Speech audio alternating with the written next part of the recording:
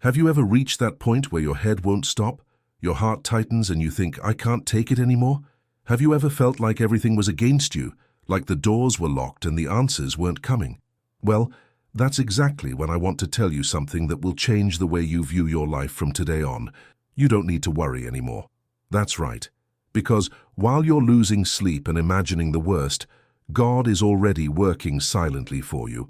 He's opening paths you can't yet see, breaking down barriers you don't even know exist, and preparing victories that will silence those who doubted you. This video isn't just another pretty word. It's a direct call to you who are tired of struggling alone. Here you will discover simple, practical truths that have already transformed millions of lives around the world. Teachings that show how prayer of faith, perseverance, and complete trust in God make the impossible happen. And I want you to understand, it's no coincidence that you're here now. God brought you to this moment because He has something in store for you. So get ready, because every minute of this sermon could be the turning point you've been waiting for. The promise is clear. You'll finish this video feeling different from how you started. If you arrived here today full of worries, you'll leave strengthened, full of hope, and with the certainty that God is already in control of your life. Now you understand that God is already working for you, that worry is gone and that victory has already begun. This word opened your eyes, brought strength to your heart, and showed you that your life can be different from now on. And when something this powerful transforms your outlook, the natural reaction is to share that strength with more people. So like this video and subscribe to the channel to continue receiving messages that strengthen your faith every day. Just as this message lifted you today, it can lift thousands of other hearts through you. Now you understand that God is already working for you, that worry is gone and that victory has already begun. This word opened your eyes, brought strength to your heart, and showed you that your life can be different from now on. And when something this powerful transforms your outlook, the natural reaction is to share that strength with more people. So like this video and subscribe to the channel to continue receiving messages that strengthen your faith every day. Just as this message lifted you today, it can lift thousands of other hearts through you. Realize this. How many times have you found yourself repeating the same phrase in your mind? Why doesn't anything work out for me? When will this change? How long can I put up with this? It's amazing how we end up entertaining these questions without realizing that, while our minds are spinning in circles, God has already begun to act before you even open your mouth to complain. This is the key point here. God is already working behind the scenes, even when you see absolutely nothing happening. It seems like everything is the same, that things are stuck, but the truth is, He's moving the pieces in a way that only later will you understand. It's like a huge puzzle where you can only see a small part, but He sees the whole picture. And that picture is already underway. Many people think that God only moves when we see clear signs, but that's not the case. The Bible shows repeatedly that His action begins in silence. Joseph, for example, was sold by his own brothers and spent years as a slave and prisoner. Do you think it seemed like God was watching over him at that moment? On the contrary, it seemed like his life was over. But every detail, every apparent defeat, was lining up Joseph to take the throne in Egypt. It's the same with you. When everything seems at a standstill, that's when He works most. You may not feel it, hear it, or see it, but the stage is already being set. And I know it's hard to believe this when life feels like an endless storm. You lose sleep, feel a tightness in your chest, and sometimes even question your own faith. Does God really care about me? This doubt is real and affects anyone. But let me tell you, the fact that you're here now hearing this word is proof that He hasn't forgotten you. He hasn't left you adrift.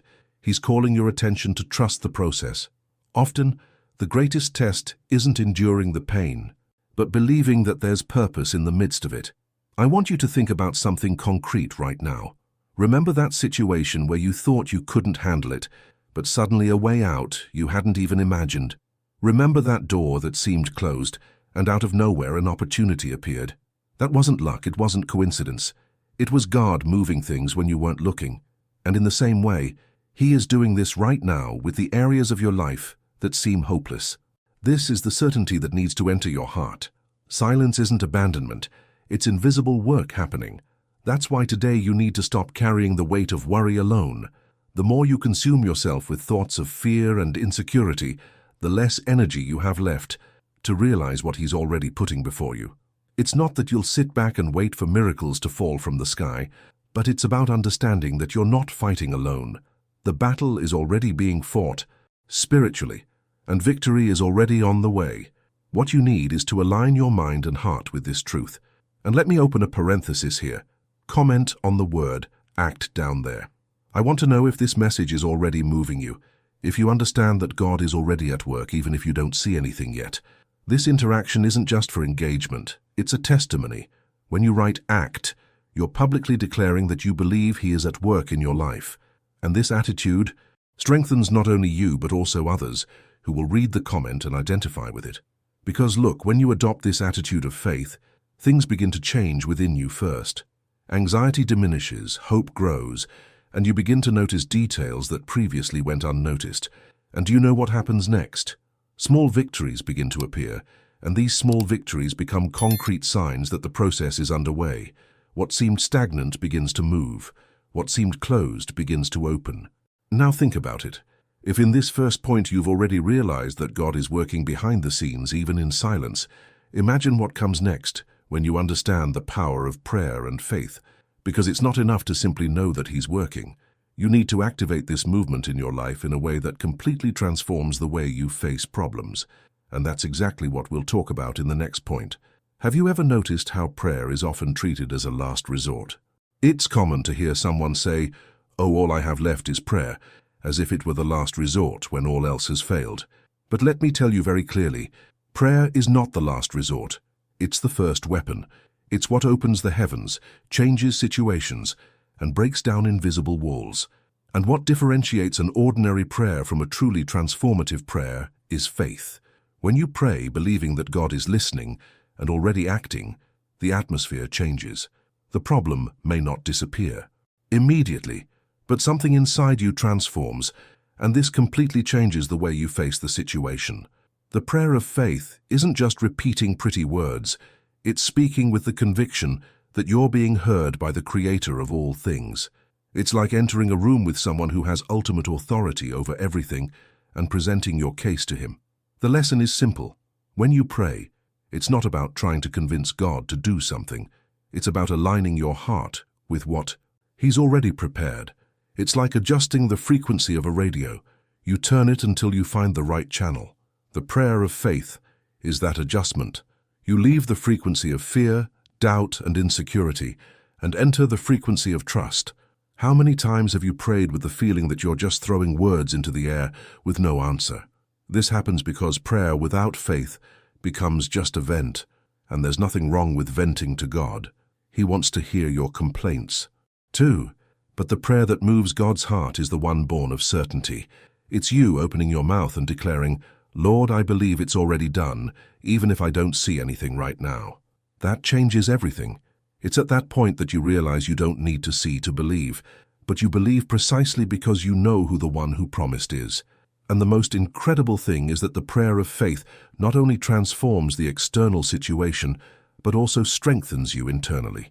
You begin to feel peace in the midst of the storm, courage in the midst of the struggle, hope in the midst of the darkness. This is what faith does. It anticipates within you the victory that has not yet manifested externally.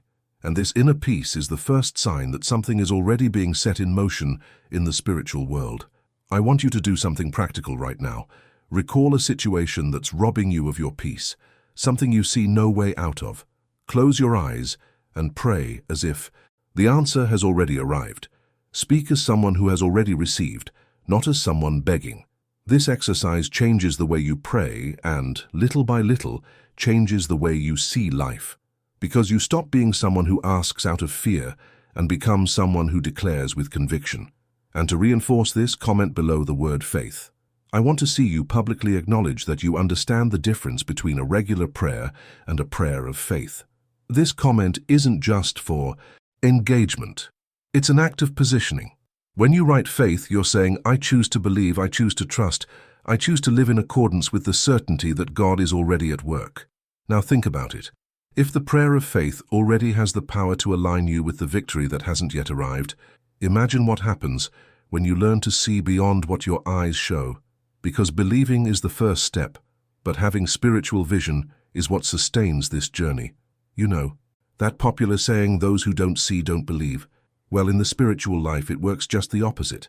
Those who believe see beyond. Spiritual vision is what separates those who live trapped by circumstances from those who walk with faith in God's promises. When you limit yourself only to what your natural eyes show, everything seems difficult, heavy, and hopeless. But when you learn to look beyond appearances, when you open your eyes of faith, you begin to perceive that there's a bigger picture being constructed, even if it's still obscured. It's like being in a dark room and turning on a flashlight. Suddenly, what seemed empty reveals paths, doors, and directions that were always there, only hidden. The problem is that most people get caught up in what they see.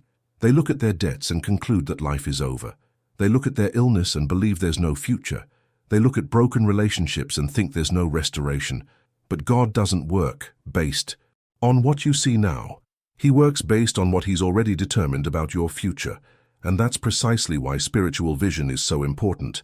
It aligns your heart with what's to come, even if there's no visible evidence yet. Remember the story of Elijah, when he told the servant that he could already hear the sound of heavy rain, even though the sky was clear. To the natural eye, nothing was happening, but Elijah had spiritual vision. He saw with the eyes of faith what would only become reality sometime later. And the question remains, have you viewed your life like the servant who only saw clear skies, or like Elijah, who saw God's promise about to be revealed? And look, it's not easy to maintain this vision when everything around you screams otherwise. I know it's sometimes exhausting to believe in something that seems so distant, but that's precisely where spiritual vision makes the difference. It acts like a fuel that keeps your faith burning. You don't give up because you know something bigger is underway. You don't back down because you know every detail is being prepared. That's why, instead of drowning in fear, you need to learn to cultivate this way of seeing. And there's one detail. Spiritual vision doesn't come only in moments of prayer or reading the Word. It also manifests itself in the small things of everyday life. A word of encouragement you receive from someone, a verse that suddenly pops into your mind, a memory of something God has done for you in the past. All of these are signs that He continues to show His presence, but to perceive it, you need to have your eyes of faith open. Otherwise, you'll miss it. Now, I want you to do something here in the comments. Write the word vision. This is more than just an interaction. It's a way of declaring that you will no longer live limited only by what your natural eyes show you. You will choose to see with faith, to choose to believe in what God is already preparing. By writing this, you also encourage others reading this to awaken this same perspective. And since we're talking about seeing beyond, remember this. When you learn to have spiritual vision, you begin to realize that even struggles and adversities play an important role. They don't appear to destroy you, but to strengthen your faith and prepare you for the fulfillment of the promise. And it's precisely about facing these adversities with perseverance that we'll delve into in the next point. Look, everyone likes to believe that when they decide to trust in God, life will become peaceful, without pain, problems, or obstacles. But that's not the reality. The truth is, adversities keep coming, and often seem even more intense after you decide to walk by faith. But here's the secret. These difficulties don't come to stop you.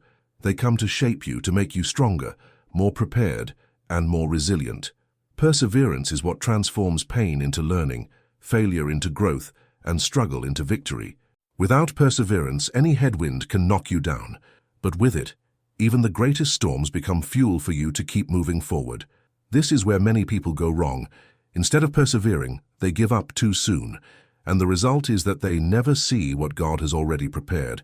How many people begin to pray, to believe, but when difficult times arrive, they become discouraged and give up. It's like planting a seed and giving up before seeing the fruit sprout. Perseverance is exactly this: watering every day even when the soil seems dry, continuing to believe even when the heavens seem closed, not letting go of the promise just because it hasn't yet been fulfilled. Think about it. How many biblical examples show people who only achieved success because they persevered? Job lost everything, but he remained steadfast. Paul was persecuted, imprisoned, and humiliated, but he never stopped preaching. Even Jesus, in his most difficult moment, persevered to the end, even knowing the pain that would come. What do they all have in common? They understood that adversity is part of the process. Running away from it doesn't make you stronger, but going through it with perseverance takes you to another level. And here I need to speak directly to you. Perhaps you're at that very point where the urge to give up seems stronger than the hope of continuing. Perhaps financial problems are suffocating, or emotional pain is draining your strength, or even an illness has robbed you of the hope of better days. But let me remind you, victory is never handed to those who give up halfway. Victory comes to those who keep going, even dragging their feet, even crying, even without understanding anything. Persevering doesn't mean always smiling, but it does mean never letting go of God's hand, even with tears in your eyes. And do you know the beauty of all this? Every time you choose to persevere, your faith grows. You begin to realize that pain isn't the end, but part of the process. And that strengthens you. You discover that you can endure more than you imagined, that you are stronger than you thought. And this strength doesn't come from you. It comes from God, who sustains you every step of the way. That's why persevering is so powerful, because it shows that you believe the promise is greater than the pain of the moment. Now, to fix this inside you, I want you to comment below the word strength. When you write this, you're declaring that you won't give up, that you'll persevere even in the face of struggles, that you'll keep believing until you see what God has already prepared. And your comment could be exactly the encouragement someone else needs to read today, to not give up. And think about it. If persevering in the face of adversity already transforms you from within, imagine what happens when you learn to use your own mouth as an instrument of change.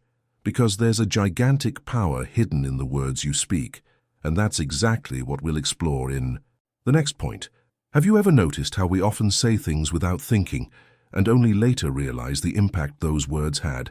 The truth is, our mouths have much more power than we imagine. Every sentence we utter can be like a key that opens doors or a padlock that locks opportunities. And here comes one of the most powerful principles you need to understand.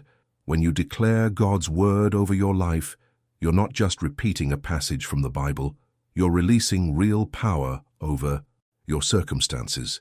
It's like activating an invisible weapon that changes the environment, transforms your mind, and even affects the course of situations around you. Many people spend their lives saying things like, "I'll never make it. This disease will bring me down.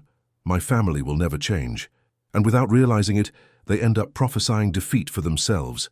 Now, when you decide to reverse this and begin declaring, "I can do all things through Christ. God has already borne my pain. My family will be restored." You begin to align your words with what God has already said about you. And when your words connect with His word, the impossible begins to move. It's not magic, it's faith in action. This doesn't mean you'll ignore reality, pretending problems don't exist. On the contrary, it means that faced with reality, you choose to declare a greater truth, God's. You may be facing debt, but you declare prosperity. You may be battling illness, but you declare healing. You may be in the midst of conflict, but you declare peace. Not because you already see it happening, but because you believe that by declaring it, you are aligning your life with what has already been promised.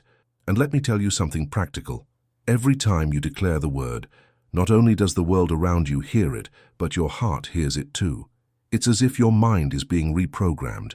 That anxiety begins to fade, fear diminishes, and faith gains ground. That's why constant declaration is so powerful. It changes the external atmosphere, but it also changes who you are inside. Now, I want you to do an exercise. What's the phrase you've been repeating most lately? Stop and really think. Has it been a phrase of defeat or victory? Write the word here in the comments. Victory, to mark the moment you decide to change what comes out of your mouth. This simple act is a step of faith, and at the same time an encouragement to others who will read it and may be destroying themselves without realizing it by the words they declare about themselves. Because the reality is this: your mouth can be your greatest ally or your greatest enemy, and when you learn to use it correctly, you begin to see concrete changes happening. And this brings us to another fundamental point. There's no point in declaring power with your lips if your heart is still trying to win by its own strength. There's a greater secret hidden in total dependence on God, and that's what we'll talk About next. This is where many people stumble. They believe they can overcome everything on their own, that effort, discipline, and strategy are all they need to achieve what they desire. Of course, there's value in effort, but when you try to carry the weight of your entire life on your own shoulders, the burden becomes unbearable. Dependence on God isn't a sign of weakness. It's the greatest act of intelligence and wisdom you can perform, because no matter how strong you are, there will always be situations beyond your control, moments when your ability isn't enough. That's precisely where His strength comes in. Depending on God is like walking on an invisible bridge. You can't see it with your eyes, but you know it's firm because He put it there. While your logic says this won't work, trust in God responds, it's already guaranteed. This surrender isn't giving up. It's understanding that your part has limits, but His part doesn't. It's like being in a boat on the high seas. Rowing is your job, but He is the one who decides the direction of the waves and winds. And the more you try to row against it, the more tired you become.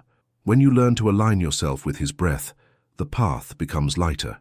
And the most incredible thing is that when you surrender to dependence on God, things begin to flow in inexplicable ways.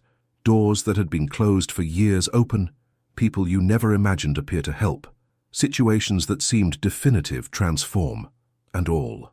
This without you having to exhaust yourself, trying to control what was never in your control. This is the power of surrender. You stop being a slave to anxiety because you understand that you don't need to have all the answers. You just need to trust in the one who already has the perfect plan.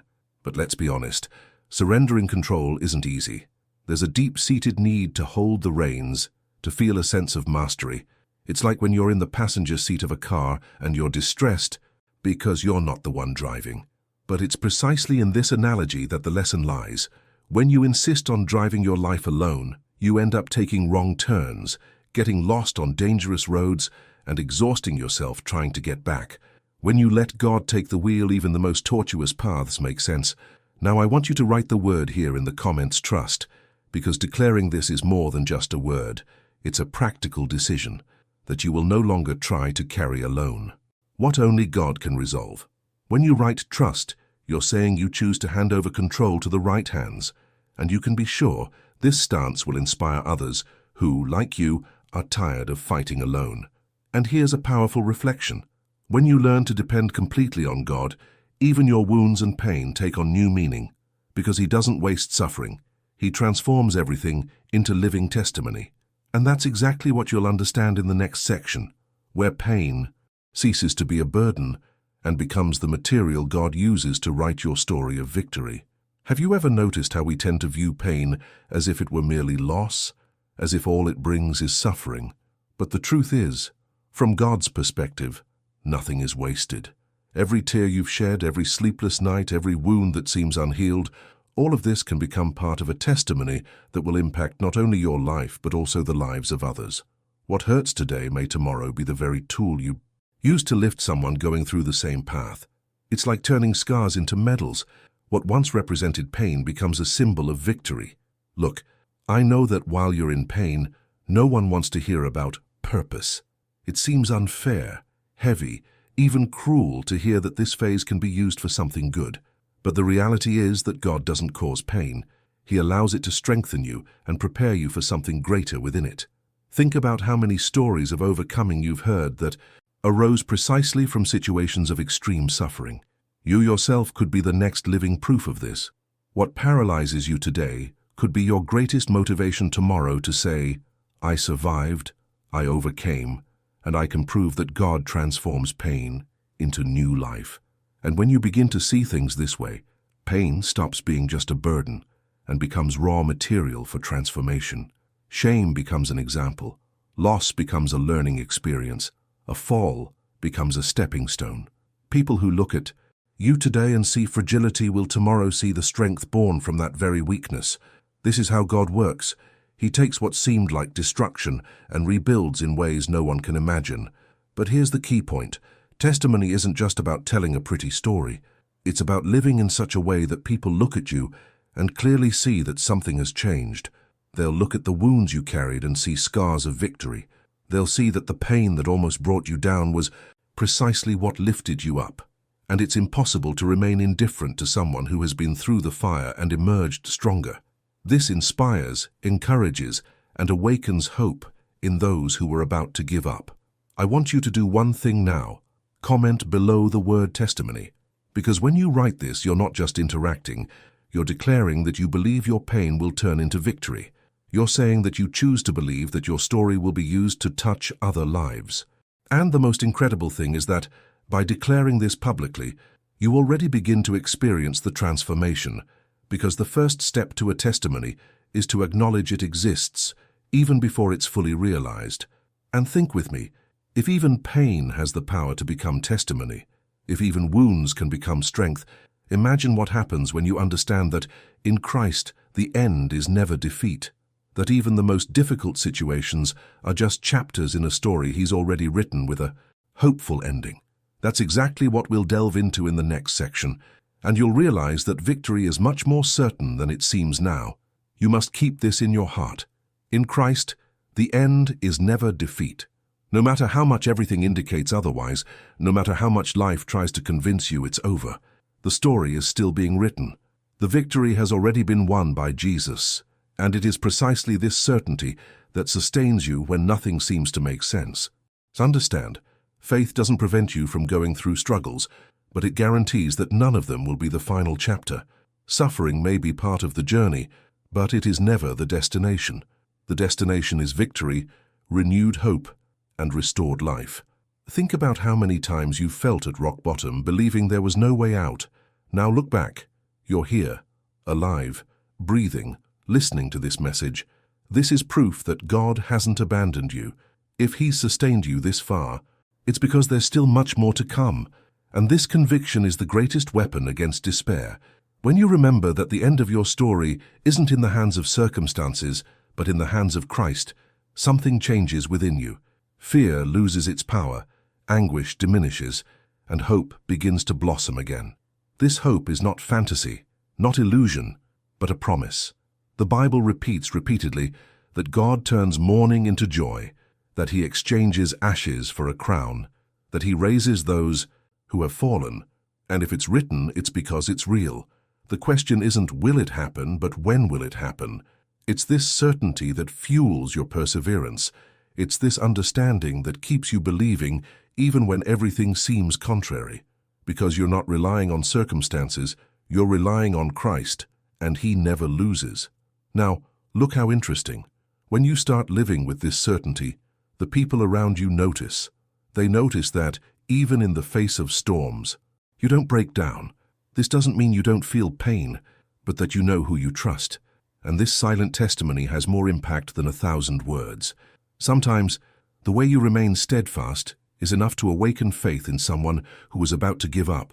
Today you understood that no matter how big the struggle, God is already working for you, and victory in Christ is guaranteed.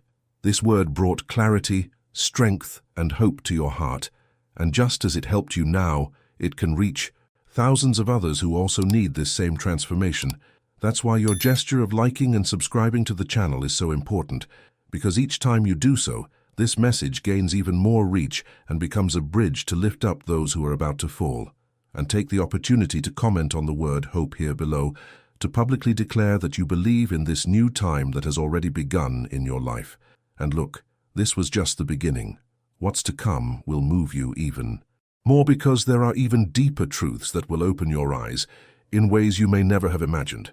So stay tuned, because the next video, which is already appearing on the screen, will take you even deeper into this path of transformation that God has already begun to write in your story.